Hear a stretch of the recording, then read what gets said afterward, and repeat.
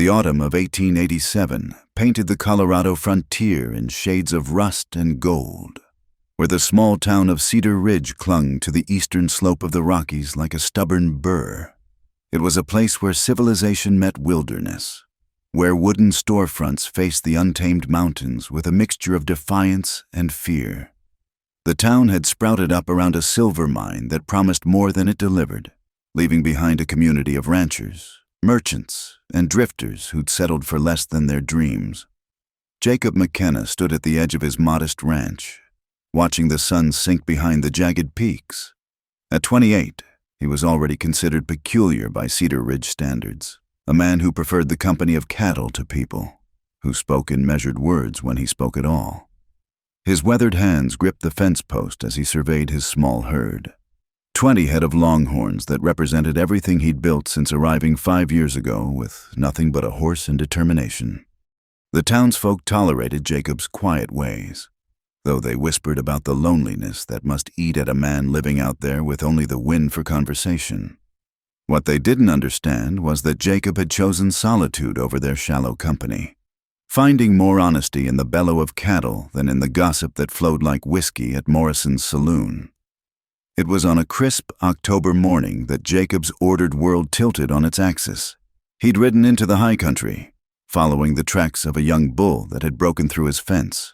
The aspens trembled gold above him as his horse picked its way through the rocky terrain, climbing higher than he usually ventured. The air grew thin and sharp, carrying the scent of pine and something else, smoke from a fire that shouldn't exist this far from any homestead. Curiosity guided him toward a small clearing where ancient pines formed a natural shelter. There, beside a carefully banked fire, he saw her. She moved with the fluid grace of a mountain cat, dressed in buckskin worn soft as butter, her dark hair hanging loose down her back in a way that would scandalize every proper woman in Cedar Ridge. She was cleaning a rifle with practiced hands, humming a melody that seemed to belong to the wind itself. When she looked up, her eyes, gray as winter storm clouds, met his without surprise, as if she'd known he was coming long before his horse's hooves disturbed the forest floor. "You're on my mountain," she said simply, her voice carrying an accent he couldn't place. Not foreign, but not quite civilized either. Jacob found himself at a loss. Something that rarely happened. "Didn't know the mountain belonged to anyone, ma'am." She smiled then, and it transformed her face from merely striking to something that made his chest tighten. "Everything belongs to someone or something. The mountain belongs to itself, but I belong to the mountain. Eliza Frost." She didn't extend her hand like a lady would, nor did she wait for his introduction like one either. "Jacob McKenna. I'm tracking a bull, young, probably scared and stupid. Saw him yesterday, heading toward Beaver Creek. He'll be fine if the wolves don't find him first." She returned to cleaning her rifle, but he sensed she was still watching him with the peripheral awareness of someone who'd learned to survive by instinct. He should have tipped his hat and continued on, but something held him there. "You live up here alone?" "Alone is a town word," Eliza replied. "I live with the mountains, the seasons, the creatures. Been here since I was 15. After my PA died trying to find gold that wasn't there, Mountain taught me more than he ever could."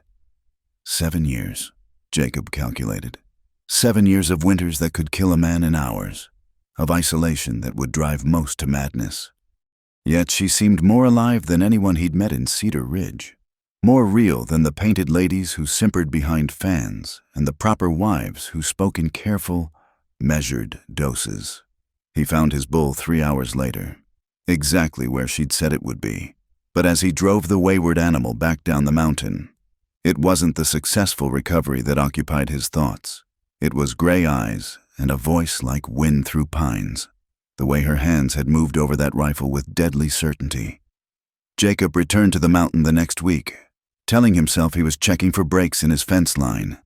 He found her again, this time skinning a deer with movements so efficient they seemed choreographed. She glanced up at his approach, that same smile playing at the corners of her mouth. "Lost another bull, Mr. McKenna." "Just Jacob," he corrected, dismounting. "And no, thought you might need help with that deer." She laughed, a sound like water over stones. Been dressing game since before I had all my adult teeth, but you can help me carry it to the smokehouse if you're determined to be useful. That afternoon stretched into evening as she showed him her world, a cabin built into the mountain's natural shelter, reinforced with stones and logs so cunningly fitted they needed no chinking. She had a garden protected by thorns, a spring that never froze, cached supplies arranged with military precision. It was civilization stripped to its essence, every unnecessary thing discarded. "Why?" he finally asked as they sat by her fire, sharing venison and wild onion stew. "Why stay here when there's easier living below?" Eliza's eyes reflected the flames. "Easy isn't always better. Down there, they'd want to change me, make me small enough to fit in their boxes. Up here, I'm what the mountain made me, nothing more, nothing less." Jacob understood then why he'd been drawn back. In a world of pretense and propriety, she was devastatingly real. He returned again and again as autumn blazed into winter's approach. Each visit revealed new facets of her, the way she could read weather in cloud formations, how she laughed when showing him which plants would heal and which would kill, her fierce joy in the freedom of her chosen life. The day he asked her to marry him, snow was already dusting the peaks. "I'm not a town woman, Jacob," she warned, though her eyes had softened. "I won't learn to pour tea or gossip about neighbors.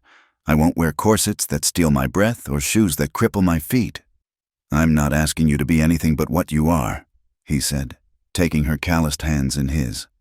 "But winter's coming, and I've got a warm house and a man's lonely heart." She studied him for a long moment, and he saw her weighing freedom against loneliness, solitude against the possibility of love. "They'll mock you for taking a mountain woman. I've seen how they look at me when I trade furs, like I'm something wild that might bite." "Let them mock," Jacob said firmly. "I've heard their whispers all my life. At least with you, I'd have something worth their gossip." Eliza's yes came soft as snowfall, and they were married the next week by a traveling preacher who asked no questions about the bride's unconventional dress or the way she stood like she might bolt at any moment. The ride back to Cedar Ridge was quiet, both understanding that they were crossing more than just miles. As they crested the final hill and the town spread below them, Jacob felt Eliza tense beside him. "They're already watching," she murmured, and indeed, curtains twitched in windows and women gathered in doorways despite the cold. By evening, the whole town knew. At Morrison's saloon, men shook their heads over whiskey, unable to fathom why quiet Jacob McKenna would saddle himself with a woman who'd gone feral as a wolf. The proper ladies clutched their shawls and whispered about the scandal of it all. That wild hair, those men's clothes, the way she walked like she'd owned the earth beneath her feet. "They mocked him for taking a mountain woman," became the refrain, passed from lips to lips like a disease. But Jacob, lying beside his new wife in the ranch house that suddenly felt alive with her presence, heard only her breathing and the wind outside, and knew he'd made the only choice that mattered. The first Saturday after their marriage, Jacob couldn't avoid the weekly trip to town for supplies. Eliza sat beside him on the wagon seat, her back straight as a lodgepole pine, wearing the one concession she'd made to town propriety, a simple calico dress that still couldn't hide the way she moved like something untamed. Morrison's general store fell silent when they entered. Mrs. Morrison, a pinched woman who prided herself on knowing everyone's business, barely acknowledged Eliza's greeting. "The other women shopping, Mrs. Hartley, Mrs. Brennan, and the banker's wife. Mrs. Colton, huddled together like hens sensing a fox. Jacob, Mrs. Colton finally managed, her eyes sliding over Eliza as if she were invisible. "How unexpected to see you." "Ma'am." Jacob nodded, placing a protective hand on Eliza's back. "This is my wife, Eliza." The silence stretched taut as rawhide. Eliza stood unflinching under their scrutiny, her gray eyes steady and unashamed. It was Mrs. Hartley who broke first, tittering behind her gloved hand. "My goodness, wherever did you find such unique attire? Mrs. McKenna." "Made it myself," Eliza answered simply. From deer I hunted. The dress was Jacob's idea. The women exchanged looks that spoke volumes. Jacob felt heat rise in his neck as he quickly gathered their supplies. Flour, coffee, salt, ammunition. Eliza moved through the store with quiet dignity, but he saw how her fingers traced the fabric bolts longingly, not for their beauty, but for their practical potential. Outside, loading the wagon, Jacob heard the explosion of whispers from within. His hands clenched on a flour sack. "Don't," Eliza said quietly, reading his tension. "Words are just wind. They can't hurt what they don't understand." But the words followed them. At the saloon that night, while Jacob had hoped to avoid but couldn't, he needed to hire extra hands for the winter. The mockery was less subtle. "Hey, McKenna," Tom Brennan called out, already deep in his cups. "Heard you caught yourself a wild one. She housebroke yet?" Laughter rippled through the smoky room. Jacob's jaw tightened, but he continued his conversation with Sam Watkins about the available workers. "Must be something. Bedding down with a woman who smells more like wolf than woman," another voice added. Dale Colton, the banker's son, who'd never worked a day in his life. "Probably howls at the moon." Someone else chimed in. "Bet she eats her meat raw, too." "That's enough," Jacob said quietly. But the damage was done. The laughter had taken on an ugly edge. "Come on, McKenna." Brennan persisted. "Tell us what it's like. Does she make you sleep outside like a dog? Or does she let you in her den when she's feeling friendly?" Jacob's fist connected with Brennan's jaw before he'd made the conscious decision to throw it. The saloon erupted, chairs scraping, men shouting, some pulling him back while others helped Brennan to his feet. "Get out, McKenna," Morrison said firmly from behind the bar. "And take your wife with you. We don't need that kind of trouble here." Jacob found Eliza waiting by the wagon, having heard the commotion. She said nothing as they drove home, but her hand found his, squeezing gently. The persecution grew worse over the following weeks. Children began following Eliza when she came to town, chanting rhymes about the wild woman who lived with Jacob McKenna. Once, returning from trading herbs with Dr. Holbrook, the only person in town who treated her with respect, valuing her knowledge of medicinal plants, she found herself surrounded by a group of boys throwing pebbles. Wild woman, living like a beast. Wild woman, coming to our feast. Better lock your doors tonight, better say your prayers. The wild woman's coming with her tangled hair. Eliza stood still as a statue while the stone struck her. Small, stinging impacts that left no lasting damage except to Jacob's heart when he found her later. Tiny welts rising on her arms. "Why didn't you defend yourself?" he asked, rage making his voice shake as he tended to her. "What would that prove except that they're right to fear me?" She caught his hands, stilling their angry movement. "I've weathered worse storms than children with stones. Jacob." But he saw how she retreated more each day, spending longer hours at the ranch, ranging into the foothills when the walls grew too close. She transformed their homestead with her mountain knowledge, built better shelters for the chickens that reduced losses to predators, showed him how to read weather signs that helped him move the cattle before storms hit, created a root cellar that would keep vegetables fresh through winter. Yet none of it mattered to the town. The women were worse than the men in their cruelty, disguising it as concern. They'd visit on the pretense of Christian charity, bringing pies and gossip in equal measure. Such a shame. Mrs. Brennan sighed during one such visit, eyeing Eliza's mannish boots by the door. Jacob was quite the catch before. "Well, my daughter Catherine had hopes, you understand. A woman should make an effort." "Mrs." Colton added, her gaze traveling over Eliza's simple appearance. "For her husband's sake, if nothing else. Perhaps if you tried to be more conventional, dear. Perhaps if the conventional women of this town could skin a deer, cure meat for winter, and save their families from starvation when the snows come, I might consider their advice worth taking," Eliza replied evenly. They left in a flutter of offended dignity, and Jacob knew their social isolation was now complete. One evening, Jacob returned from moving cattle to find Eliza gone. Panic clawed at him until he saw her tracks leading toward the hills. He found her at a rocky outcrop that overlooked the valley, the last light painting everything gold and crimson. "I dream about the mountain," she said without turning. "About the silence that's full instead of empty. About being where every living thing has a purpose and nothing pretends to be what it's not." "We could go back," Jacob offered, though it would mean abandoning everything he'd built. "Leave this place behind?"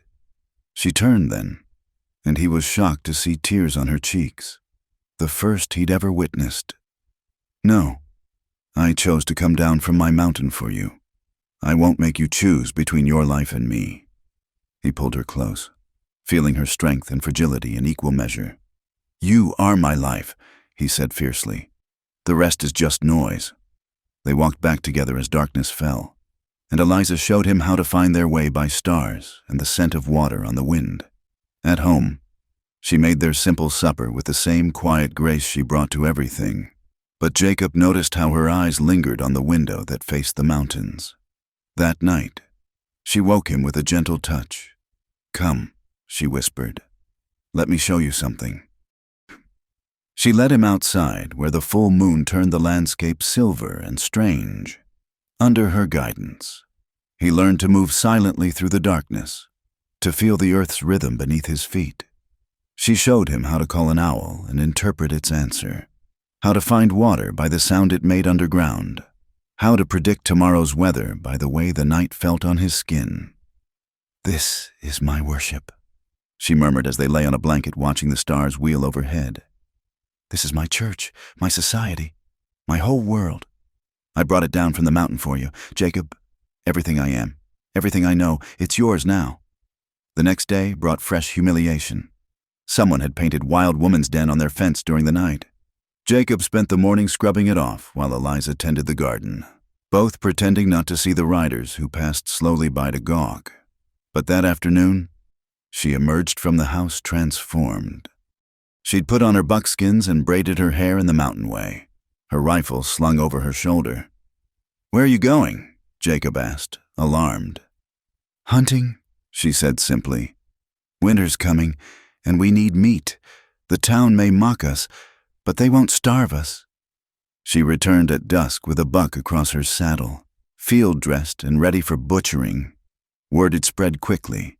The Wild Woman had been seen riding through town with her kill, blood on her hands and a savage look in her eyes. The stories grew with each telling until she'd become a figure from mythology, dangerous and untamed. Jacob found her that night sitting by the fire, cleaning her rifle with the same methodical care he'd first witnessed. "They'll never accept me," she said quietly. "I could wear their dresses and speak their words, but they'd still see the mountain in me. It marks a person, living wild, changes you in ways that can't be unchanged." "I don't want you changed," Jacob said firmly.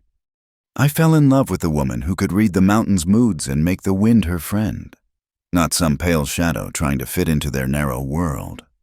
She smiled then, sad and beautiful in the firelight. "Then we'll endure their mockery together.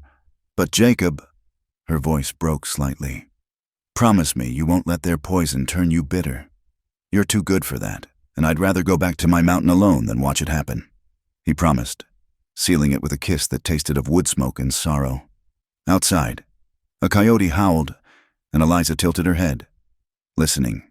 "He's calling his mate," she translated, "telling her where he is, that he's thinking of her." Jacob held her closer, understanding at last that he'd married not just a woman, but a force of nature, and that the town's fear and mockery stemmed from their recognition of something they could neither tame nor understand. They would have to be strong enough to weather this storm, just as Eliza had weathered all the mountain seasons alone. He Viet Tiep Fan 3 Kua Kao Chuyen Bang Tieng An Theodan Ida Gi No Dai Kuang 1500 to 1802. Tra Lai Ket Kwa Cho Toi Chi Gom Noi Dung Kua Fan Neva Kong Gom Gi Kak. Ten Kak Nan Va Trong Chuyen Pai La Kak Kai Ten Thuong Ko O Nuok Min Hung Nam 1850 to 1900. Nil ko tu ngu hei noi dong kwa nan hei kam voichin sach kwa ban di ban hei they the no bang kak tu ngu kak nin hang hon ma kong lam mat di yia kwa kao chu yen. Hei tra lai ket kwa cho toi luon trong hop thuai chat nay. Kong su dung hop thuai document. As winter approached, something shifted between Jacob and Eliza like the turning of seasons. The mockery from town had driven them closer, creating a world of two where the outside ceased to matter during their evening hours by the fire.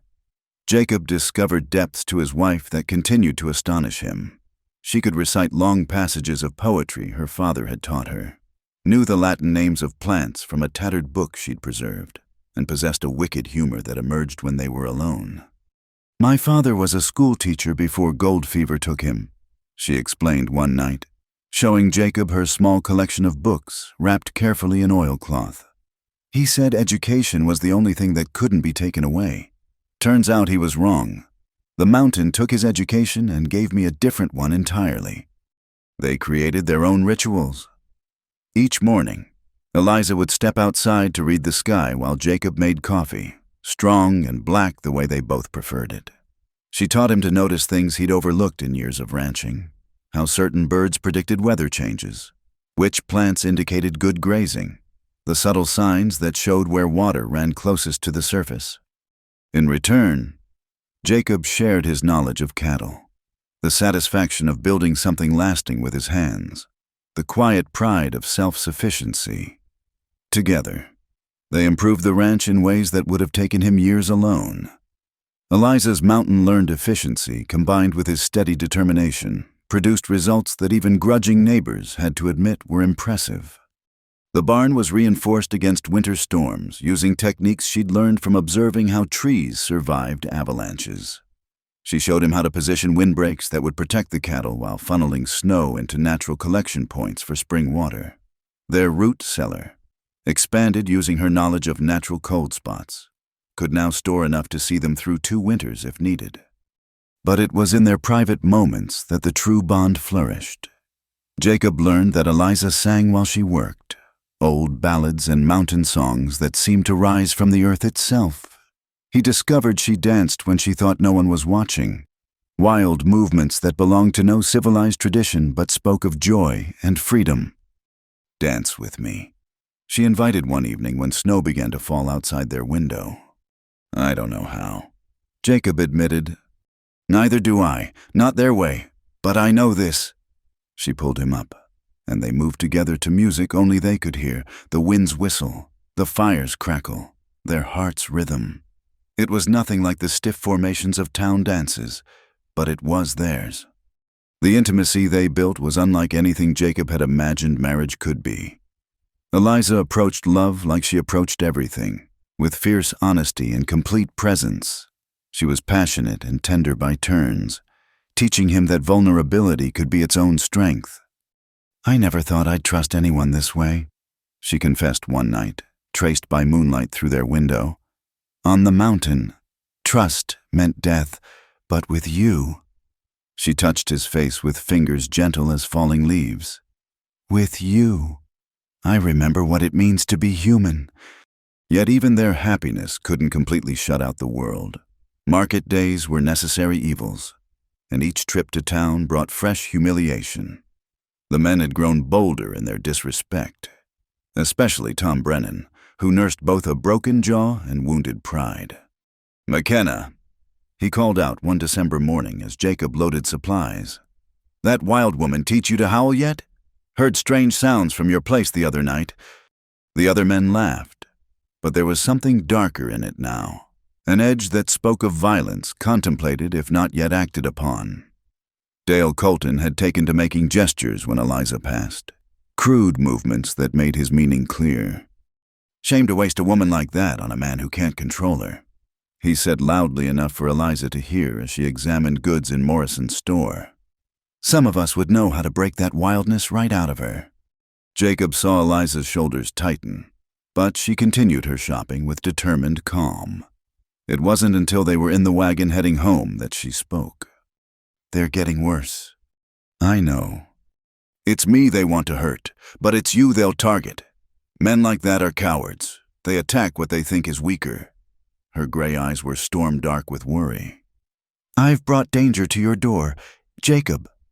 "Our door," he corrected firmly. "And I'd rather face danger with you than live safe and alone." She studied him for a long moment, then smiled, a real smile that transformed her face. "Then we'll face it together. But I need you to learn some things. The mountain taught me to survive more than weather." That afternoon, she began teaching him skills no rancher needed but a hunted man might. How to move silently, even in boots. How to use darkness as cover. How to read the intentions of men in their posture and gait. She taught him to shoot not just accurately, but tactically, using cover and angles. "Why do you know these things?" he asked after a particularly intense lesson. Her face closed. "There were others before you who thought a woman alone was easy prey. The mountain protected me, but I had to protect myself too. Those men learned that wild creatures bite when cornered." She paused. None of them came back for a second lesson. Jacob felt a chill that had nothing to do with winter. He'd known Eliza was dangerous in the way of wild things, cautious, capable of violence when threatened. But this was different. This was human understanding turned to survival. "How many?" he asked quietly. "3, over the years. 2 I wounded and sent running. 1. She met his eyes steadily. "1 didn't give me a choice. The mountain kept him." Jacob pulled her close, feeling the tremor that ran through her strong frame. "I'm sorry. No one should have to—" "No, they shouldn't. But the world is what it is, not what we wish. And now I have you to protect too." She pulled back, fierce love in her eyes. "I won't let them hurt you because of me." Their bond deepened through the winter months. Love and danger twining together like vines. They made love with desperate tenderness, each touch a promise against an uncertain future. Jacob learned the map of her scars. This one from a bear that got too close to her shelter. That one from a fall while climbing for eagle eggs. Another from the knife of a man who'd thought her solitude meant vulnerability. "You're my religion now," she whispered against his chest one night. "My church is the space between your heartbeats." But even in their sanctuary, the outside world intruded. Someone poisoned one of their dogs, the friendly one that would greet anyone. They found it at the gate, a warning as clear as words. Eliza buried it with the same careful ritual she brought to everything. But Jacob saw how her wildness sharpened afterward, like a blade being honed. She began spending hours each day in the hills, returning with game, but also with intelligence, who moved through the valleys, which men gathered to drink and talk about the wild woman problem, how the resentment was building like snow before an avalanche. "They're planning something," she told Jacob one evening, skinning rabbits with practiced efficiency. "I heard Brennan and Colton talking. They think you're bewitched, that I've used mountain magic to cloud your mind. They want to save you." "By doing what?" Her knife never paused.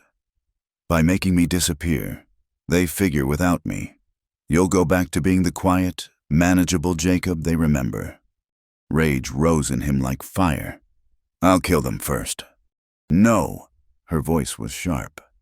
"That's what they want, an excuse to hang you legal-like. We're smarter than that. The mountain taught me patience, too. Let them come. We'll be ready." They prepared through the remaining winter months, but their precautions couldn't diminish what grew between them. If anything, the danger intensified their connection. Every shared meal became precious, every night a gift. Eliza showed him all her secrets, the hidden caches of supplies through the hills, the cave systems that could hide a person for weeks, the signs and signals she'd developed to navigate her territory. "If something happens to me," she began one day.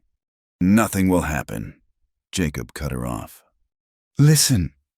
Her voice carried the authority of someone who'd survived alone for years. "If something happens to me, you go to the high cave above Beaver Creek. There's supplies there, enough to last until you can get somewhere safe. Promise me. Only if you promise the same. If they take me, you run, go back to your mountain, live free. They sealed their promises with kisses that tasted of determination and fear, love and wildness combined. Outside, spring was coming, and with it, Jacob sensed, would come the confrontation they both dreaded. But for now, in the circle of their firelight, they had each other. Eliza sang her mountain songs while Jacob held her, and they created their own world where mockery couldn't reach and danger was held at bay by the fierce power of their love. They were building something stronger than acceptance. They were building a life that needed no one's approval, but their own. "I love you," Eliza said suddenly, apropos of nothing as they prepared for bed. "I need you to know that not mountain love, not wild love, but human love, the kind that builds homes and faces storms and chooses every day to stay." "I know," Jacob replied, understanding that she was preparing for something, girding herself for battle in her own way. "And I love you the same, not despite the wildness, but because of it. Because you showed me there's more to life than fences and cattle and other men's opinions." They held each other through the night while outside. The last winter storm of the season began to blow, but inside, wrapped in their hard-won love, they were warm and safe and complete, at least for these few precious hours before the world came calling again with its prejudice and violence.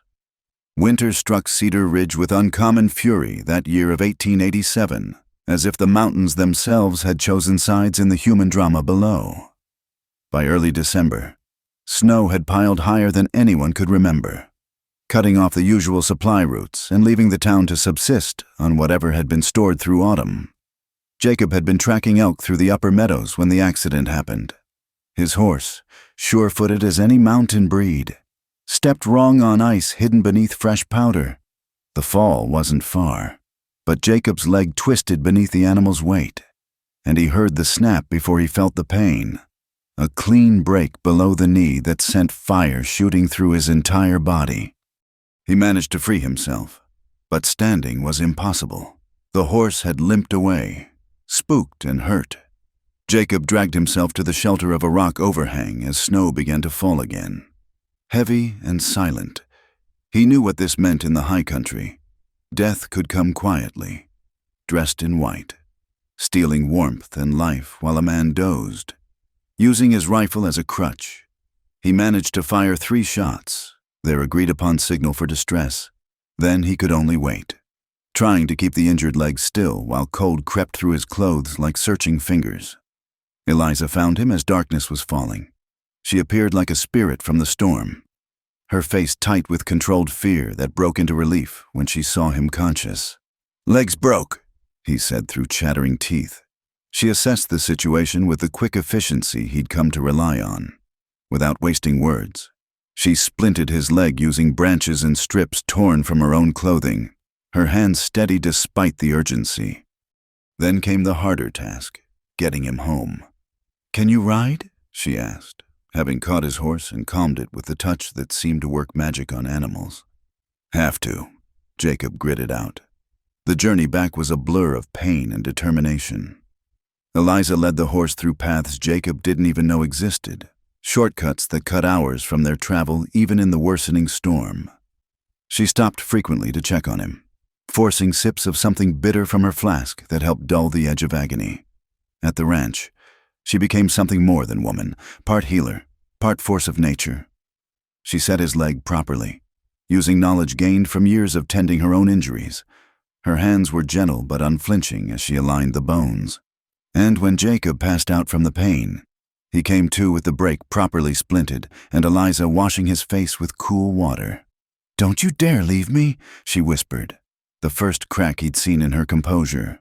"Not now. Not like this." The fever came that night, as she'd feared it might. Jacob burned and shivered by turns, while Eliza fought for his life with every skill the mountain had taught her. She brewed teas from bark and herbs, packed snow around him when the fever spiked, held him when chills shook his body like a rag in a dog's mouth. For 3 days, he drifted between consciousness and delirium. In his fevered dreams, he saw Eliza as the town saw her, wild, dangerous, more spirit than woman. But even burning with fever, he reached for her, knowing that wildness was his salvation. She never left his side except to tend the absolutely necessary, the animals that would die without care, the fires that kept the house from freezing. She melted snow for water, made broths from the dried meat in their stores, and talked to him constantly, her voice an anchor in his drifting mind. "I'm here," she would say. "I'm here, and you're strong, and we're going to survive this like we survive everything else, together." On the fourth day, his fever broke. Jacob woke clear-headed but weak to find Eliza asleep in the chair beside their bed, her hand still clasping his. She looked exhausted, shadows like bruises under her eyes, but beautiful in the morning light that fought through frost-covered windows. "Water?" he croaked, and her eyes flew open. The joy that flooded her face was like sunrise after the longest night. She helped him drink, checked his leg, felt his forehead with hands that trembled slightly, the first sign of weakness she'd shown through the entire ordeal. "You saved me," he said simply. "You would have done the same." She smoothed his hair back, tender as he'd ever seen her. "Though you might not have known which tea stops infection and which brings sleep so deep it borders on death." As Jacob recovered, Eliza took on the work of two people. She tended the cattle, breaking through ice to ensure they had water, hauling hay from the barn through snow that reached her waist. She hunted when she could, their stores supplementing what she could find in the frozen landscape. But it wasn't just the physical labor that proved her worth. As supplies in town dwindled and families began to feel the pinch of isolation, Eliza quietly began helping. She left packages on doorsteps before dawn, frozen venison, medicines made from her herbs, instructions written in her careful hand for treating winter ailments. She never signed these gifts, but Jacob knew. He watched her work by candlelight, grinding herbs, wrapping meat in cloth, preparing remedies she'd learned in her solitary years. "Why help them?" he asked one evening. "After how they've treated you? Because suffering doesn't care about pride," she answered. "And because those children throwing stones have empty bellies now. Their cruelty came from full stomachs and bored minds. Hunger is a different teacher. Dr. Holbrook was the first to acknowledge what she was doing. He arrived one January morning, fighting through drifts to reach their door. "Mrs. McKenna," he said formally, hat in hand despite the cold. "I need to speak with you about the medicines you've been leaving." Eliza's face went carefully blank, but the doctor continued quickly. "They work, better than anything I have in some cases. The Hartley child, she would have lost those toes to frostbite without your salve. The Brennan boy's cough cleared up with your pine needle tea when my medicines did nothing." He paused, seeming to struggle with his words. "I'm not too proud to admit when I'm ignorant. Could you teach me? These remedies, they could save lives." Jacob watched his wife consider, her mountain-learned caution warring with her healer's heart. "Finally," she nodded. "Come back tomorrow. Bring paper for notes." Word of the doctor's visit spread, as everything did in a small town. Some took it as further proof of Eliza's strangeness, witch's knowledge. They whispered. But others, those who'd benefited from her anonymous gifts, began to see differently. Mrs. Hartley was the first of the women to break ranks. She appeared at their door on a bitter February morning, her daughter's hand in hers. "My Margaret wants to thank you," she said stiffly, not meeting Eliza's eyes. For her toes." The little girl, one of those who'd thrown stones months before, looked up at Eliza with the direct honesty of children. "Mama says you made the medicine that saved my toes. Does it hurt to be different?" Eliza knelt to the child's level. "Sometimes, but it would hurt more to be the same as everyone else when that's not who I am." Margaret considered this with 6-year-old gravity. "I'm sorry I threw rocks. That was mean. Forgiven and forgotten." Eliza said gently, "Would you like to see where I dry the herbs?" After that, the walls began to crack, not crumble. There was too much prejudice built too strong for that, but crack enough to let light through. Women still whispered. Men still stared. But now there was uncertainty mixed with the fear. The worst of winter was still to come. A blizzard in late February trapped families in their homes for days. When it finally cleared, the town found devastation: collapsed roofs, lost livestock, depleted stores. The Fletcher family, always poor and now desperate, had burned their furniture for warmth and were down to their last handful of flour. It was Eliza who organized the relief efforts, her mountain-trained mind understanding survival in ways the town dwellers didn't. She showed them how to recognize which animals could be safely butchered and which were needed for spring breeding. She taught them to make nutrition stretch, to read weather signs that predicted the brief clear spells between storms. Your wife, Dr. Holbrook, told Jacob during one of his visits to check the healing leg. She's remarkable. I've learned more about practical medicine in these weeks than in years of formal study. She is, Jacob agreed simply, watching through the window as Eliza showed a group of women how to properly layer clothing for maximum warmth. Even Mrs. Colton was listening, her usual prideful expression replaced with desperate attention. But not everyone softened. Tom Brennan and Dale Colton still nursed their resentment, made worse now by seeing others accept what they could not. They spread new rumors that Eliza had somehow caused the harsh winter, that her mountain magic had brought punishment on the town. Most ignored them, too focused on survival to indulge in supernatural fears. But Jacob noticed how Brennan's eyes followed Eliza when she was in town, how Colton's hand rested too readily on his gun. "They're not done with us," Eliza said one night as they lay together, Jacob's leg finally strong enough for gentle intimacy. "Desperate men do desperate things, and pride makes men more desperate than hunger. Let them come," Jacob said, holding her close. "We've survived everything else." But Eliza's eyes were distant, seeing things he couldn't.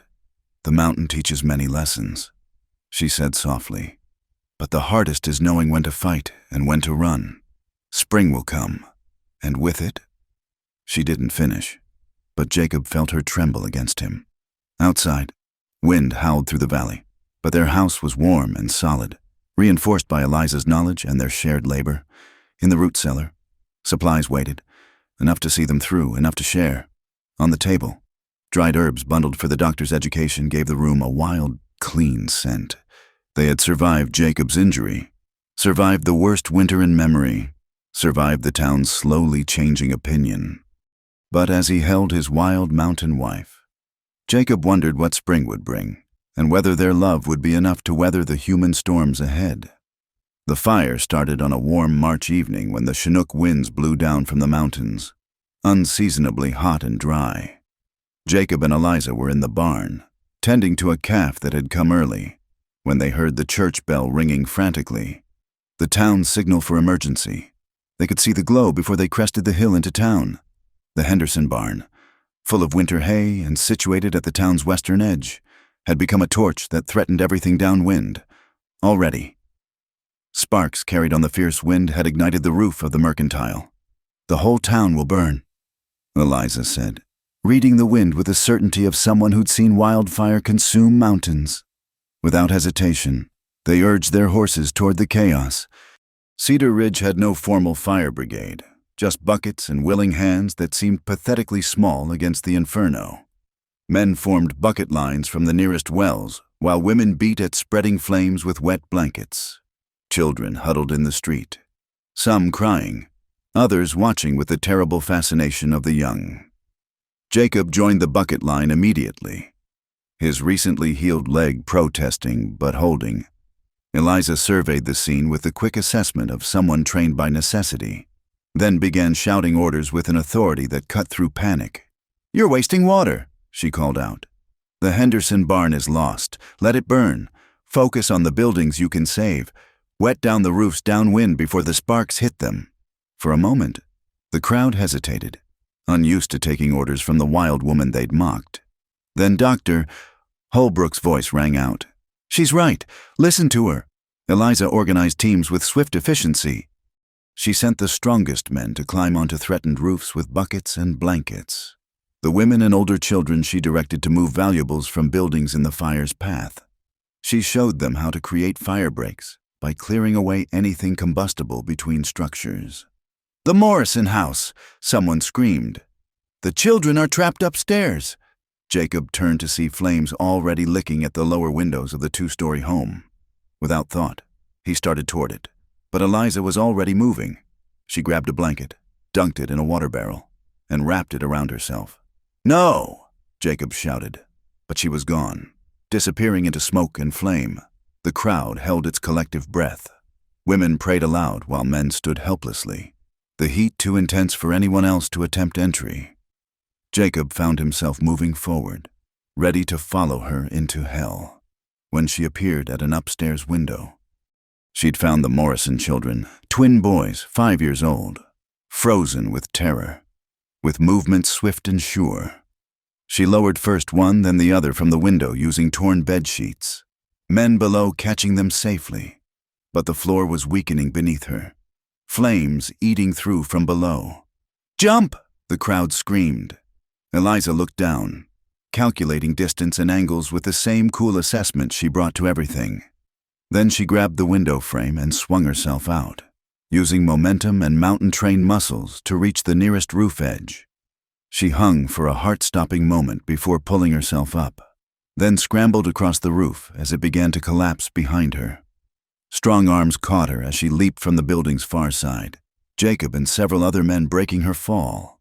Her hands were burned, her hair singed, her dress smoking, but she was alive and already pushing to her feet. "The Colton house," she gasped. "The wind's shifting. It'll go next unless—" But people were already moving, following the plan she'd laid out. Bucket brigades focused their efforts where she directed. Men tore down a small shed that would have carried fire to the next building. Women beat out spot fires started by flying embers. For hours they fought, the town working as one body with Eliza as its directing mind. She seemed to be everywhere at once, showing someone how to smother flames more effectively, predicting where the wind would carry sparks next, organizing water distribution to last as long as possible. When the Fletcher house caught, the poor family who'd already suffered so much during winter, it was Eliza who remembered their invalid grandmother couldn't walk. This time, Jacob and several other men insisted on going in while she directed from outside. They brought the old woman out just as the roof caved in. Near dawn, with half the town saved and half in ashes, the wind finally died. The fire, robbed of its ally and faced with the fire breaks they'd created, sullied to a sullen smolder. Exhausted people collapsed where they stood, faces black with soot, clothes ruined, but alive. It was Tom Brennan's wife who said it first, tears cutting channels through the ash on her face. We'd have lost everything without her. One by one, people turned to look at Eliza. She sat on the ground, Jacob's arms around her, having finally allowed him to tend her burned hands. Her wild hair was half gone, her face streaked with soot and sweat, her dress hanging in scorched tatters. She looked exactly what she was, a woman who'd fought nature itself and won, Mrs. Colton approached slowly, her usual pride replaced by something raw and honest. "You saved my sons," she said quietly. The Morrison boys, clinging to their mother's skirts, watched Eliza with the hero worship of children who've been snatched from death. "We all saved the town," Eliza responded, but her voice was hoarse from smoke and shouting. "Together." Old Samuel Henderson, whose barn had started it all, stood with tears running freely down his weathered cheeks. "I mocked you," he said loudly enough for all to hear. "Called you wild and dangerous. Said you didn't belong." He removed his hat with shaking hands. "I was wrong. You're more civilized than any of us. Civilization isn't about fancy clothes and proper manners. It's about what you do when everything's falling apart." One by one, others approached. Some apologized outright. Others simply nodded or touched her shoulder as they passed. The children who'd thrown stones now looked at her with awe instead of fear. Even Dale Colton mumbled something that might have been thanks, though his eyes remained hostile. "Doctor, Holbrook knelt beside them to properly treat Eliza's burns. "You know," he said conversationally, "I've been thinking, the town needs someone who understands emergency medicine. These burns, the smoke inhalation, traditional doctoring only goes so far. Would you consider working with me officially? As an assistant?" Eliza looked at Jacob, who nodded encouragingly. I'd need to think about it. Of course, but know this, after tonight, anyone who objects will find themselves very unpopular." As the sun rose over the damaged but surviving town, people began the slow work of aftermath. But something had fundamentally shifted. The fire had burned away more than buildings. It had consumed years of prejudice in a single night. Tom Brennan remained apart, his face dark with more than soot. When his wife tried to thank Eliza, he grabbed her arm roughly. "Don't!" he snarled. "One night doesn't change what she is." "And what is she?" his wife shot back. "Yanking free. Besides the woman who saved our town while you stood there complaining the bucket was too heavy." The mockery that had once followed Eliza now turned on those who maintained their hostility. Children began bringing her small gifts. A pretty stone, early wildflowers, drawings of her fighting the fire like some mythical hero. Women who'd whispered behind their hands now asked her advice on medicines and preserving food. Her wild touch shamed the whole town, became the new whisper. But now it carried respect instead of derision. They'd seen what wildness could do when channeled into purpose, how mountain-learned skills translated into salvation when civilization's veneer burned away. That evening, as Jacob and Eliza finally returned home, she broke down for the first time, not from pain or exhaustion, but from the overwhelming emotion of acceptance after so much rejection. "They saw me," she wept against his chest. "Finally saw me as I am, not as they feared I was." Jacob held her, his own eyes burning with tears and smoke. "You were magnificent," he said simply. "You became what you always were, a force of nature. But tonight, they finally understood that nature can save as easily as destroy." She pulled back to look at him, her gray eyes reflecting the last colors of sunset. "It won't last, you know. Tom Brennan, Dale Colton, men like that don't change. They'll find new reasons to hate." "Maybe, but they'll find fewer willing to listen now. You've given the town something more powerful than fear. You've given them a story. The night the wild woman saved Cedar Ridge, that's what they'll tell their children, their grandchildren. That's what will last." Eliza smiled through her tears, then winced as her burned hands protested. Together, they tended each other's wounds, physical and emotional. While outside their window, the town they'd helped save began the long work of rebuilding. The fire had been disaster and salvation both, destroying buildings but forging community, revealing both the worst and best of human nature. And at its heart, like a flame herself, had been the mountain woman they'd mocked, proving that sometimes it takes wildness to save civilization from itself. As they prepared for bed, exhausted beyond measure, a knock came at the door. Jacob opened it to find a small crowd. The Morrison family, the Fletchers, Dr. Holbrook, and others. They carried food, bandages, and something more precious than gold in a frontier town: acceptance. "Figured you two would be too tired to cook, Mrs." Morrison said shyly. "It's not much, but it's everything," Eliza said softly. And for the first time since coming down from her mountain, she felt the warmth of belonging wrap around her like a blanket. The wild woman had found her place at last, not by becoming tame, but by showing that wildness and civilization could dance together like flames in the wind, dangerous and beautiful and absolutely necessary. The warmth of acceptance lasted exactly 3 weeks, on a night when April's first real warmth had people leaving windows open to the spring air. Jacob woke to the sound of horses, too many for honest business at this hour.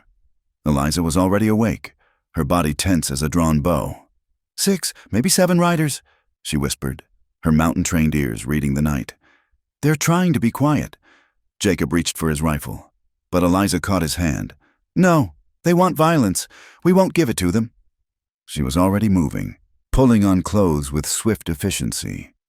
"Remember what I taught you about the root cellar's back entrance?" Before Jacob could protest, the front door exploded inward. Tom Brennan stood silhouetted against moonlight, flanked by Dale Colton and 5 other men, all reeking of whiskey and righteous fury. "Evening, McKenna." Brennan slurred, though his eyes were sharp with purpose. "Come to save you from yourself. By breaking into my home." Jacob stepped forward, placing himself between the men and Eliza. "Your home?" Dale Colton laughed. "This stopped being a Christian home the day you brought that witch into it. The fire was the last sign we needed. She brought it on us with her devil's ways. She saved the town. You fool." Jacob spat. "She started it," Brennan roared. "Henderson saw her near his barn that day. Who else knows fire like that creature? She set it to play hero, to bewitch decent folk into accepting her corruption." The accusation was so absurd, Jacob almost laughed. But these men were beyond reason. Their faces showed the ugly determination of those who'd twisted facts to fit their fears.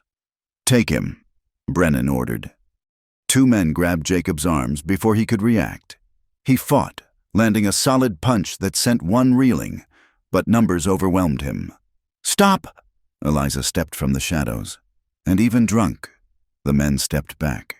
She looked magnificent in her fury, hair loose and wild, eyes blazing with contained violence. "Let him go. It's me you want. Eliza, no!" Jacob struggled harder, but a rifle butt to his ribs doubled him over. "See how she controls him?" Colton sneered. "No natural woman has that power. Time to break her spell the old way." They dragged Jacob outside, forcing him to his knees. Eliza followed, head high despite the guns trained on her. The moon turned everything silver and shadow, like a scene from a nightmare. "You want to punish someone for your fears?" Eliza's voice carried the authority of mountains, of storms survived and predators faced. "Then punish me. But know this, I am exactly what you say. I am wild. I am dangerous. And if you harm him, I will become your worst nightmare made flesh." Some of the men shifted uneasily, even drunk. They recognized the promise in her words. Not a threat, but a fact stated as simply as sunrise. Brave words for a woman about to learn her place. Brennan snarled. He gestured to his men. "Take her to the barn. We'll teach her what happens to witches who corrupt decent men." "No!" Jacob surged up, breaking free for a moment before 3 men bore him down. A boot connected with his head, sending stars across his vision. Through blurred sight, he saw Eliza flowing into motion. Mountain-trained reflexes made her faster than whiskey-slowed reactions. She disarmed the nearest man with a move like water over stone, his gun spinning away into darkness. Another man went down clutching his knee where she'd struck with surgical precision. But there were too many. A rifle stock caught her shoulder, spinning her around. Hands grabbed her arms, her hair, dragging her toward the barn despite her struggles. "Quite the wildcat," Colton panted, sporting a bloody nose from her elbow. But even wildcats can be tamed. They forced her into the barn, throwing her against the wall. Jacob, dragged along to watch, saw her rise slowly, dignified even now. Blood trickled from a cut on her cheek, but her eyes remained undefeated. "Last chance, McKenna," Brennan said, pressing his gun to Jacob's temple. "Denounce her. Say she bewitched you. We'll let you live. Call it temporary madness." "Go to hell," Jacob snarled. Brennan's fist connected with his jaw. "Then watch what happens to witches." They'd brought rope, had planned this, Jacob realized with sick fury. As they approached Eliza, she stood straighter and began to sing, not pleading or crying, but singing, one of her mountain songs that spoke of wind and freedom and things that could never be caged. "Shut her up," Colton ordered, but even he seemed unnerved by the eerie beauty of it. That's when Jacob heard it, an answering sound from outside. Howls, rising from multiple throats, growing closer. The men froze, guns swinging toward the barn door. "Wolves," someone whispered. "In April?" Eliza smiled, blood on her teeth. "I told you I was exactly what you feared. The mountain doesn't forget its own." The howls came closer, circling the barn, through the door. Yellow eyes reflected moonlight. One pair, two, then more. The horses outside screamed and pulled at their tethers. "It's a trick," Brennan insisted, but his voice shook. "Wolves, don't—" A gray shadow burst through the window. Not a wolf, but one of Eliza's half-wild dogs from the mountain, trained to respond to her songs. Another followed. Then another, snarling and snapping at the men who scrambled back in panic. In the chaos, Eliza moved. She snatched a pitchfork from the wall, keeping the men at bay while her dogs circled like a pack. Jacob, forgotten in the confusion, managed to grab a fallen gun. "Enough!" he roared, firing into the roof. Everyone froze. The dogs crouched at Eliza's feet, growling steadily. The would-be vigilantes found themselves caught between armed fury and animal savagery. "You came to my home," Jacob said, voice deadly calm. "Attacked my wife, threatened murder. The only reason you're breathing is she asked me not to kill for her sake." He cocked the rifle. "But push me 1 inch further, and I'll forget her mercy." "She's a witch," Brennan insisted weakly. "The wolves, our dogs," Eliza said calmly. "Trained to protect, just as I was trained by necessity to protect myself. You see magic because you need someone to blame for your failures. But I'm just a woman who refused to be small enough for your comfort." "This isn't over," Colton snarled as they backed toward the door. "The whole town will know what you are. They already know." Jacob replied, "They know she saved their lives while you cowered. They know she heals their children while you spread poison. Go ahead, tell them you broke into our home, attacked us in the night. See who they believe now." The men fled, their horses' hoofbeats fading into darkness. Only then did Jacob see how badly Eliza was shaking. He caught her as her knees buckled, holding her while reaction set in. "The dogs," he said wonderingly. "How did you—" "Called them weeks ago," she admitted. "When I sensed this building, they've been denning in the hills, waiting. The mountain teaches patience, but also preparation." He kissed her fiercely, tasting blood and courage. "You magnificent, terrifying woman." "I'm sorry," she whispered. "I've brought such darkness to your door. Maybe I should—" "Should nothing. We're past that now. They showed their hand tonight, showed themselves for the cowards they are. And you—" He pulled back to look at her, this wild creature who'd chosen to love him. "You showed them what real power looks like, not violence, but the strength to survive it." They treated each other's wounds by lamplight, the dogs keeping watch. Jacob knew this wasn't over. Men like Brennan didn't forget humiliation easily. But something had shifted again tonight. The town's acceptance after the fire had been gratitude. This was different. This was the fear that becomes respect when people realize the monster they imagined was actually the guardian at the gate. "They'll be back," Eliza said quietly. "Maybe, but they'll think twice now. And others will hear how 7 armed men couldn't break one woman's spirit. That's a story that grows in the telling." She leaned against him, suddenly exhausted. "I'm tired of being strong, Jacob, tired of fighting to exist. Then rest," he said gently. "Let me be strong for a while. That's what marriage is, taking turns carrying the weight." As dawn approached, they sat surrounded by loyal dogs, planning quietly. They would report the attack to the sheriff in the morning, though they expected little justice. They would continue building their life, neither hiding nor provoking, and they would be ready if violence came calling again. "I love you," Eliza said suddenly, "in case I don't get another chance to say it. You could have denounced me tonight, saved yourself. Men have done it before for less, and lived with the shame forever after." Jacob replied, "I'd rather die as your husband than live as their puppet. That's not courage, that's just knowing what matters." Outside, the first birds began to sing, and the dogs settled into sleep. The crisis had passed, but its echoes would ripple through the town for weeks to come. The wild woman had faced down 7 men and emerged victorious, not through violence, but through the simple refusal to break. In the end, that would be the story that survived, how they came to break her and found themselves broken against her wildness instead, scattered like leaves before a mountain wind. The dust cloud on the eastern horizon appeared just after noon on a sweltering May day. Jacob spotted it first from the barn roof he was repairing, squinting against the sun to make out what moved with such purposeful speed toward Cedar Ridge. "Eliza!" he called down to where she worked in the garden, her healing hands already back to normal after the night attack 6 weeks prior. "Riders coming. Lots of them." She straightened, shading her eyes with one earth-stained hand. Even from this distance, they could hear it. The thundering of many horses, the occasional whoop that spoke of lawlessness rather than law. "Raiders," she said with the certainty of someone who'd learned to read danger like weather. 20, maybe more. They'll hit the town first.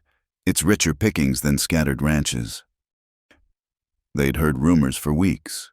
A gang working its way along the frontier, taking what they pleased from towns too small for proper law enforcement.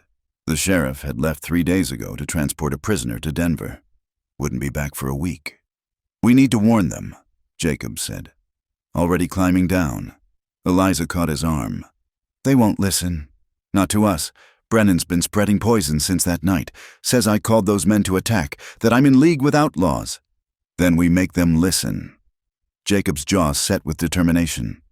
Whatever else they think of us, they know we don't lie. They rode hard for town, finding chaos already brewing. Word had spread somehow, perhaps a fleeing traveler, and people ran in the streets like disturbed ants. Women herded children indoors while men argued outside Morrison's store about whether to fight or hide. "They'll be here within the hour," Jacob shouted above the panic. "We need to organize. Now!" "And why should we listen to you?" Tom Brennan stepped forward, still bearing faded bruises from their encounter. "How do we know your witch wife didn't summon them here?" "Because I'm trying to save your worthless life," Eliza snapped, patience exhausted. "But please, stand here arguing while armed men ride down on your families. I'm sure your pride will stop bullets." "Doctor," Holbrook pushed through the crowd. "For God's sake, listen to them. We don't have time for this foolishness." But the argument continued, fear making fools of them all. Eliza suddenly whistled, sharp and piercing, a sound that cut through panic like a blade. Everyone turned to stare. "Fine," she said coldly. "Die if you want, but I know these hills better than anyone. Those who want to live, follow me. We'll make them regret coming here." "You expect us to trust you?" Dale Colton sneered, though fear made his voice waver. "I expect you to choose," Eliza replied. "Trust the woman who saved your town from fire, or stand here waiting for bullets. Decide quickly." Margaret Hartley broke first, pushing her daughter forward. "I'm going with her. She saved my child twice. I won't doubt her now." Others followed.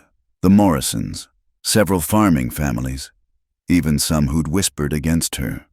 About half the town, Jacob estimated.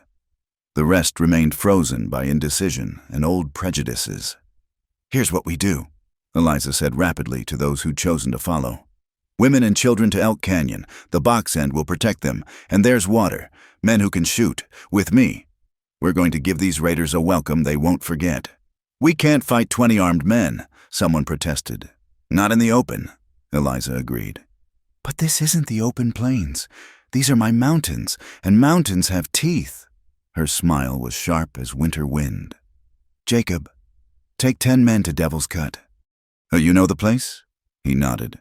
A narrow passage where the road squeezed between cliff faces, barely wide enough for 2 horses abreast. "The rest come with me. We'll be their nightmare before they even reach town." Old Henderson stepped forward. "I may have lost my barn, but I can still shoot. What do you have in mind?" "Mrs. McKenna." What followed was a lesson in guerrilla warfare taught by someone who'd survived alone in hostile wilderness. Eliza positioned men in hidden spots along the raiders' likely approach, behind rocks, in tree blinds, anywhere that offered cover and escape routes. "Don't be heroes," she instructed firmly. "Fire twice, then move. Make them think there are more of us. Fear is stronger than bullets if used right." She gave quick lessons. How to move silently even in boots. How to use shadow and sunlight. How to make one gun sound like 3 by choosing echoing positions. Men who'd mocked her wildness now hung on every word. understanding that wildness might be their salvation. The raiders came like thunder, dust and arrogance announcing their arrival. 23 men, Eliza counted, armed and confident from successful raids on easier targets. They rode loose and laughing, already counting their spoils. The first shot came from Eliza herself, hidden high in the rocks. The lead rider's hat flew off, making him rear back in surprise. Before the gang could react, gunfire erupted from multiple positions, disciplined shots that seemed to come from everywhere at once. "Ambush!" someone screamed. "Take cover!" But there was no cover in the killing ground Eliza had chosen. Raiders wheeled their horses, firing wildly at shadows while the defenders picked their targets carefully. After each shot, the townsmen moved as she'd taught them, making the raiders waste ammunition on empty positions. "To the town!" the gang leader roared. "We'll ford up there." Exactly as Eliza had predicted. As the raiders spurred toward Cedar Ridge, they found the main street mysteriously empty, except for a few strategically placed wagons. They dismounted cautiously, sensing a trap but not understanding its nature. That's when Jacob's group opened fire from the rooftops. Merchants and farmers turned marksmen by necessity. Protected by the elevation Eliza had insisted on, the street became a shooting gallery with the raiders as targets. But these were hard men who'd survived by violence. They regrouped quickly, taking cover, returning fire with deadly accuracy. One townsman fell from a roof. Another cried out as a bullet found his shoulder. "They're too good," someone near Jacob gasped. "We can't—" A wild cry echoed from the hills, Eliza's mountain call, answered by howls that seemed to come from everywhere. The dogs appeared like smoke, harry the raiders' flanks, spooking horses and adding to the chaos. Behind them came Eliza herself, moving through the battle like death's own daughter, never staying still long enough to target. She reached the wounded townsman, dragging him to safety with strength that seemed impossible for her size. Her rifle spoke twice more, and 2 raiders stumbled from their saddles. "The witch!" one raider screamed. "Kill the witch!" Several turned their guns on her, but she was already gone, melted into shadows between buildings. What followed was a running battle that turned the raiders from hunters to hunted. Every corner might hide a gun. Every shadow could birth violence. The gang leader, a scarred man named Black Tom Watson, finally had enough. "Pull back!" he roared. "Regroup at—" His words cut off as a rifle bullet from the church tower, manned by Dr. Holbrook of all people, took him in the chest, leaderless. The raiders' discipline shattered. They fled in all directions, some toward the hills where Eliza's first group waited, others back the way they'd come. "Let them go!" Eliza shouted, appearing suddenly in the street. "Let them spread word that Cedar Ridge has teeth." As the dust settled, the cost became clear. 2 townsmen dead, 5 wounded, but of the 23 raiders, 8 lay still in the street, several more bleeding as they fled. The rest scattered to the wind with a story no one would believe, how a small town led by a wild woman had broken one of the territory's most feared gangs. Tom Brennan sat in the street, clutching a wounded arm, staring at Eliza as she moved among the injured with her healing knowledge. His wife knelt beside him, tears streaming. "She saved us." "Mrs." Brennan said quietly. "After everything you said, everything you did, she still saved us." "Her wild touch," old Henderson said, and his voice carried across the street. "Her wild touch shamed the whole town. We called her savage, but she's the most civilized among us. She fought for people who spurned her, bled for those who mocked her." One by one, the townspeople emerged from hiding. Those who'd followed Eliza's plan lived. Several who'd refused to listen lay among the casualties. The message was clear as mountain water. Dr. Holbrook climbed down from the church tower, his usual dignity somewhat ruffled. "I believe I may have killed a man," he said wonderingly. "Never thought I'd— But he was aiming for you. Mrs. McKenna couldn't allow that. You did what you had to," Eliza said gently, checking his hands for shock tremors. "We all did. That's what community means, standing together when the wolves come calling." Dale Colton approached slowly, his face a study in conflict. We would have died. All of us. If you hadn't, I did what the mountain taught me. Eliza said simply, survival isn't about being strong alone. It's about making the pack strong. Even, she looked directly at Brennan, the members who bite. As evening fell, the town gathered to bury their dead and bind their wounds. But something fundamental had changed. The wild woman was no longer an outsider to be feared, but a protector to be valued. Children who'd thrown stones now looked at her with awe. Women who'd whispered now asked her advice on treating wounds. Will they come back? Someone asked. No, Eliza said with certainty. Predators avoid places that bite back. They'll find easier prey elsewhere. Jacob found her as the moon rose, sitting on their porch despite the day's exhaustion. The dogs lay around her, some bearing minor wounds from the battle. She was singing softly, not her mountain calls, but a gentler melody, a healing song. You could have let them suffer, he said, sitting beside her. After everything, no one would blame you for standing aside. Then I'd be what they accused me of being. She replied, The mountain didn't teach me to be cruel, only strong. Today they learned the difference. Today you became a legend, Jacob corrected. The woman who tamed Black Tom Watson's gang? That story will spread far beyond Cedar Ridge. Let it spread, Eliza said tiredly. Maybe other towns will learn that wild doesn't mean evil, that different doesn't mean dangerous. Or maybe they'll just learn not to push those who know how to push back. From the town, they could hear voices, people sharing stories of the battle, already embellishing the truth into myth. By tomorrow, Eliza would have called down eagles and commanded lightning. The truth was simpler and more powerful. A woman who refused to be broken had shown others how to be unbreakable too.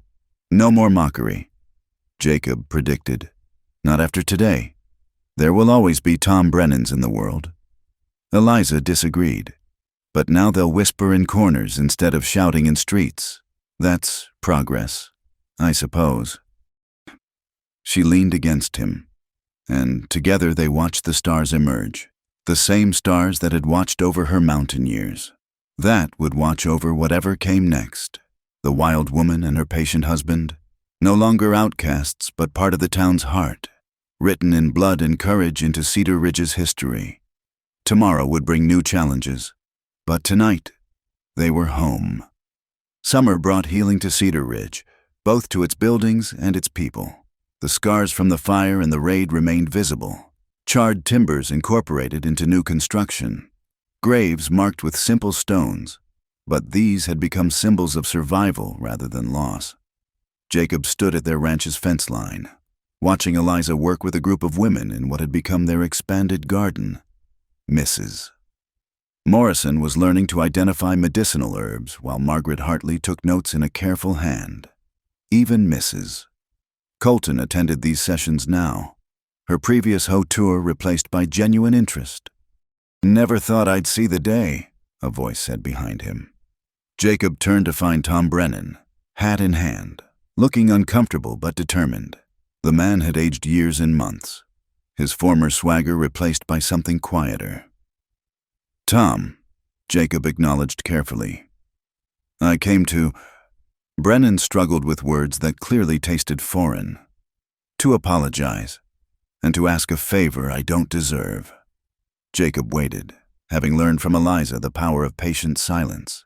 My boy, William, he's taken sick. Doc Holbrook says it's something in his lungs, something his medicines can't touch. But he also said... Brennan's voice cracked. He said Mrs. McKenna might know something that could help. After everything you did to her? Because of everything I did. Tears ran down the man's weathered face. I near lost my family to pride. Won't lose my boy to it too. I'm begging. McKenna, I'll get on my knees if that's what it takes. That's not necessary. Eliza had approached silently, as was her way. She studied Brennan with those gray eyes that seemed to see through flesh to soul.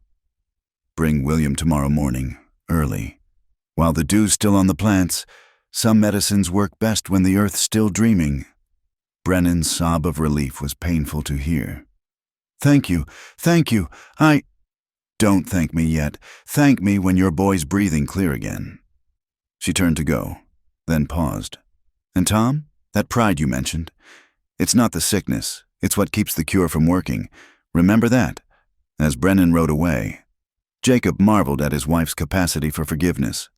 "He tried to destroy you. He tried to destroy what he feared," Eliza corrected. "Now he fears losing what matters more. The mountain teaches that everything changes. Stone to sand, winter to spring, enemy to ally. Fighting that change is like fighting the wind." The transformation of Cedar Ridge continued through the summer months. What had begun as necessity during crisis evolved into genuine community. Eliza's sessions grew from herb lore to comprehensive survival skills. She taught the children which berries fed and which killed, showed the women how to preserve meat without salt, demonstrated to the men how to read weather in ways the farmer's almanac never mentioned. Dr. Holbrook formally took her on as his assistant, scandalizing distant medical colleagues but saving local lives. Together they developed treatments that combined traditional medicine with mountain wisdom, creating remedies that actually worked rather than merely comforted. Young William Brennan recovered under Eliza's care, though it took weeks of patient treatment with herbs gathered at specific times, prepared in exact ways. Tom Brennan became one of her fiercest defenders afterward, quick to silence any lingering whispers with the fervor of the converted.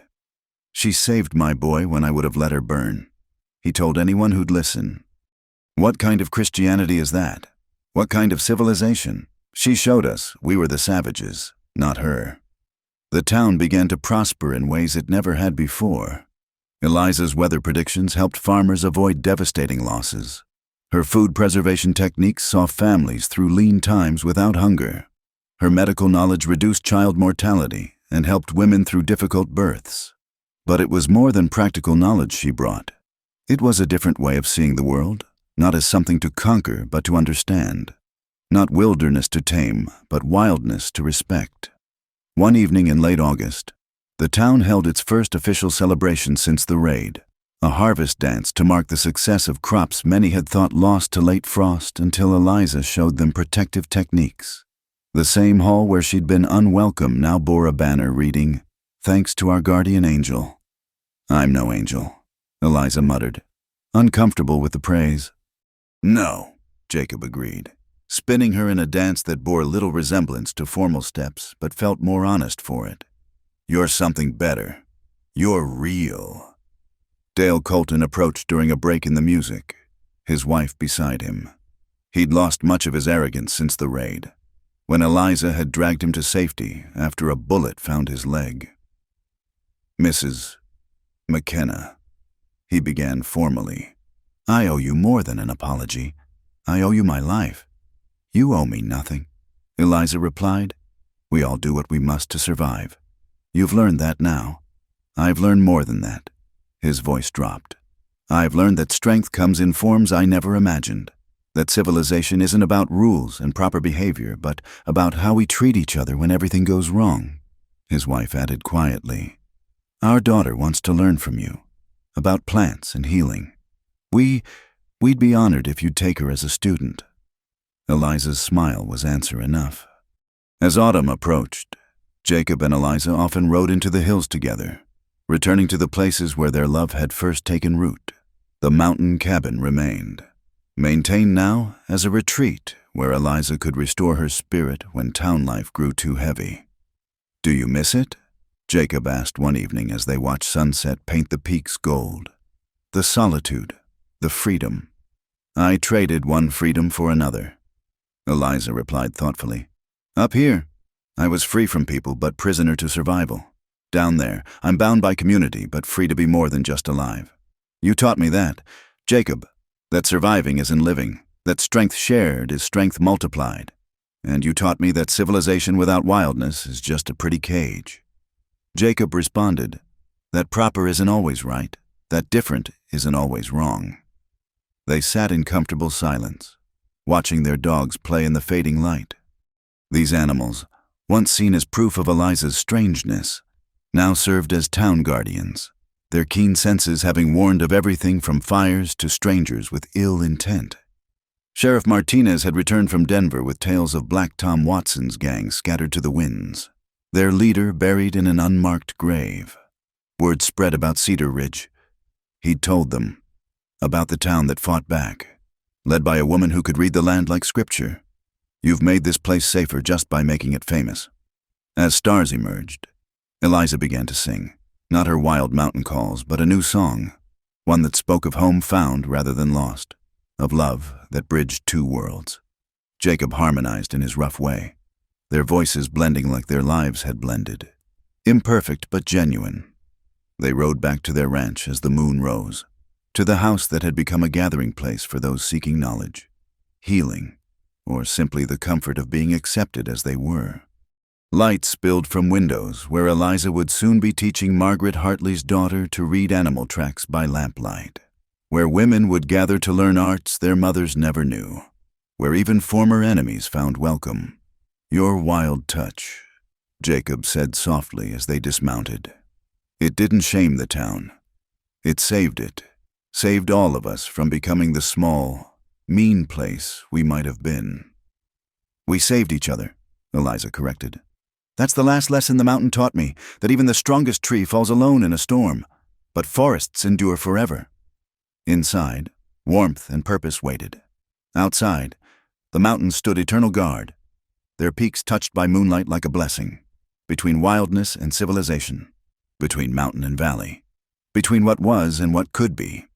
Jacob and Eliza had built something new, a life that honored both without betraying either.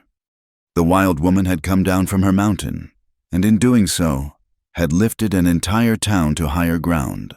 Her touch, once feared and mocked, had become the healing hand that bound wounds both physical and spiritual. As they entered their home together, Eliza paused at the threshold. "Thank you," she whispered. "For what?" "For seeing me. Not the wild woman, not the mountain witch, not what everyone feared or wanted me to be, just me." Jacob kissed her gently, tasting moonlight and possibility. "Thank you for being brave enough to be seen."